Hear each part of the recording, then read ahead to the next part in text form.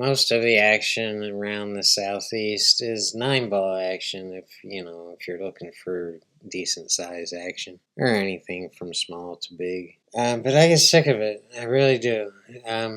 Just like Earl Strickland, I get sick of 9-ball. I think all players do, because you kind of just get stuck in that 9-ball mode. And 8-ball, and then there's action in 8-ball too. It's just a lot smaller, and it can be a grind. There's some tough 8-ball players out there.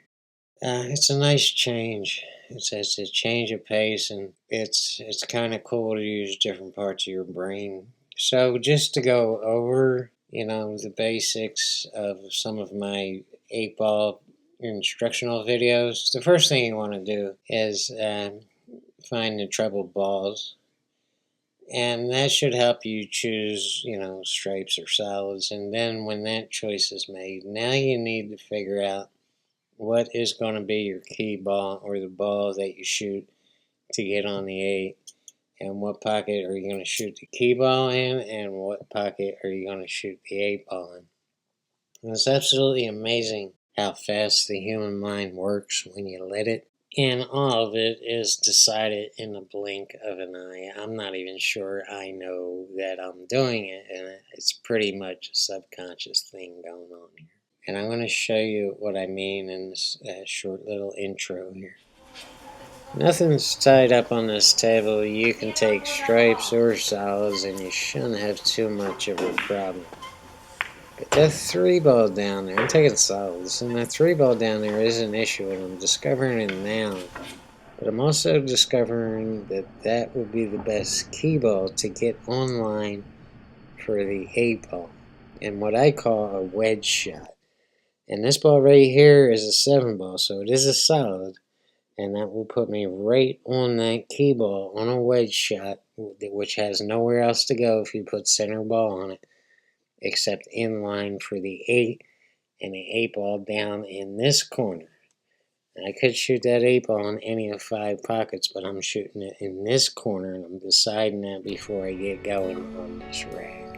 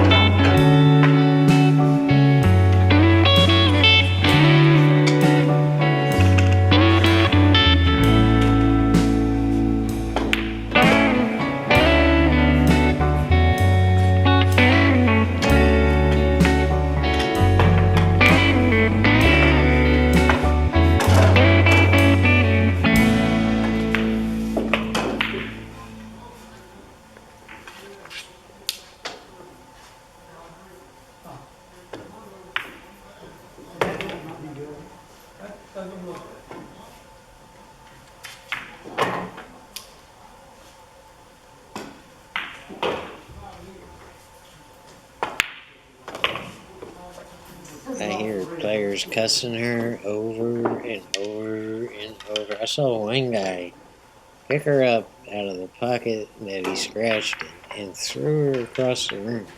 And it was a big room. And he threw like a 90-mile-per-hour fastball. Put a hole in the drywall, and we couldn't get the dang cue ball out because it hit a 2x4 and bounced around inside the wall. Yep, she's going to make them pay. And not just make them pay a little price, but a big price, because that was a big form of abuse right there. Be nice to Whitey, and she'll be nice to you. She likes to be stroked, never poke her. Never poke her. Hey, let's see if you can find out the treble balls and the key ball in this next rack.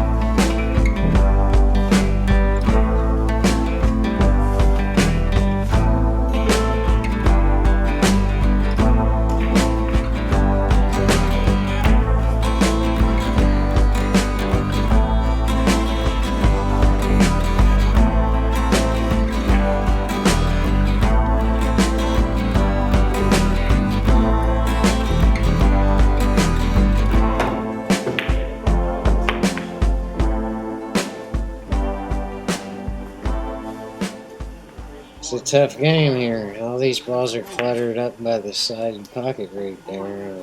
I have to do a whole lot of maneuvering in just a little bit of space. The good news is the 8-ball is just sitting there by the corner pocket. And all I have to do is be careful here. The 7-ball has one pocket. And I'm actually using a 4-ball here to stop Whitey. And don't worry, she likes it.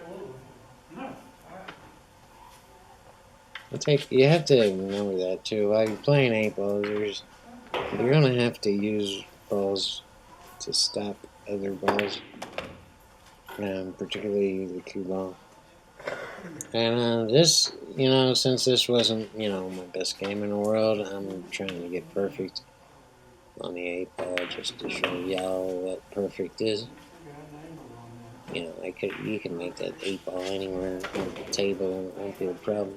There's another one. Let's go ahead and rack.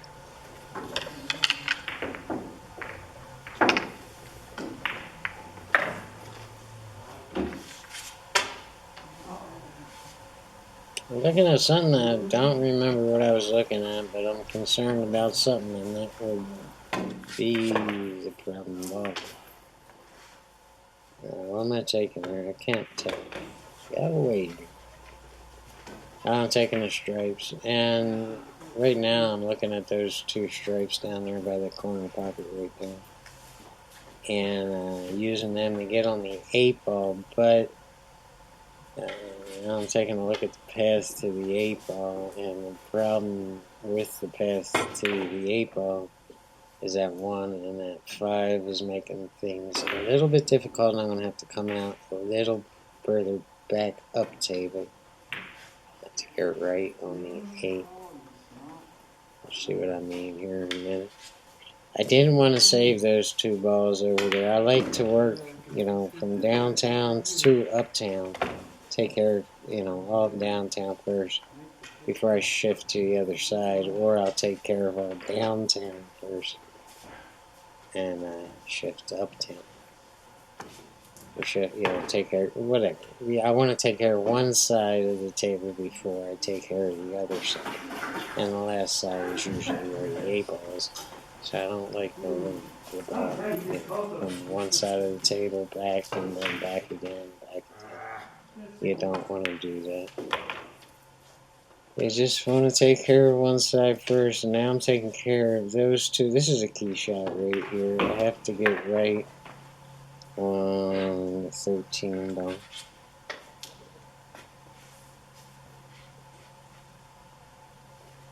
In order to get right. See, I'm going to be left. I had no real choice. I had to slow roll that in, or else I would have scratched.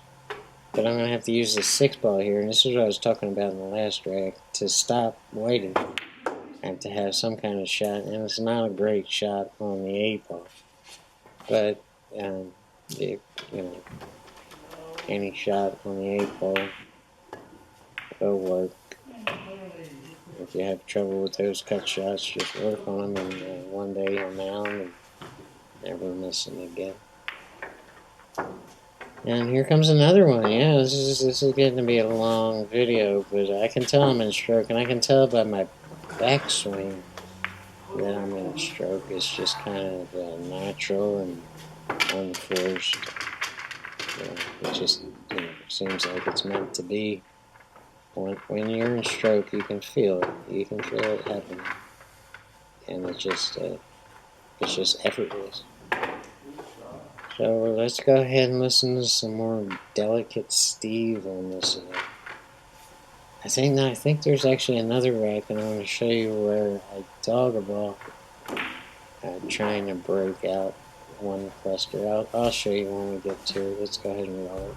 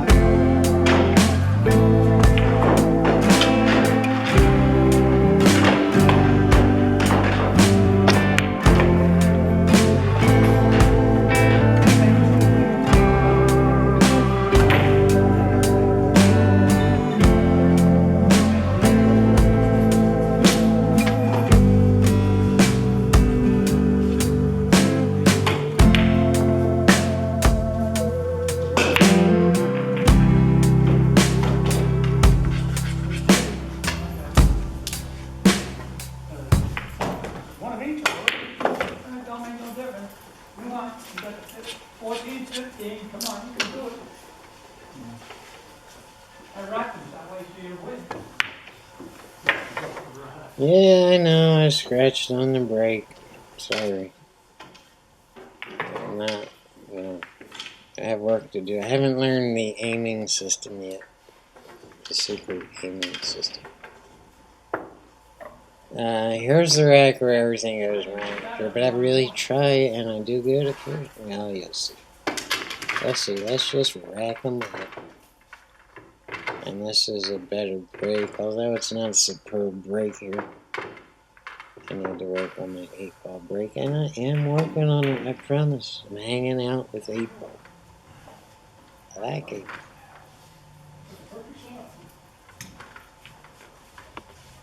Alright, come on, let's get in there. Yeah, I'm using an old-fashioned, like, 1930s rack. Actually, back in the 30s, they were made out of wood, and they were, most of them were really, really, really, really bad. Yeah, really bad. Plastic ones are a little bit better, but not much. Let's see what happens. We'll pick out the treble ball. I think there might be a couple. We'll see what. Yeah, it wasn't a great break. There's your treble ball here. 15, no matter which one you choose, you know, the stripes or the solid. We got a big problem here with the 15, and I believe it's a 2-ball. Both tied up. Choosing solids again. Is that right? Anyway. Yeah, we're choosing the solids. And I break it out. And everything's going right, but look where the other solid, the 1-ball goes. Yep, that gets tied up, and it was sitting right in front of the side pocket. If that didn't happen, it'd be all kinds of app. So I really had to hold, and here's where I try to break out the 1, and here's where I try to cheat the pocket and draw on an off angle back to the 1. And I really drew the hell out of it. It hits the titty, and I missed the ball anyway. And that was the end of that. Thank you guys for tuning in. I do appreciate you guys. I'll have some more videos soon.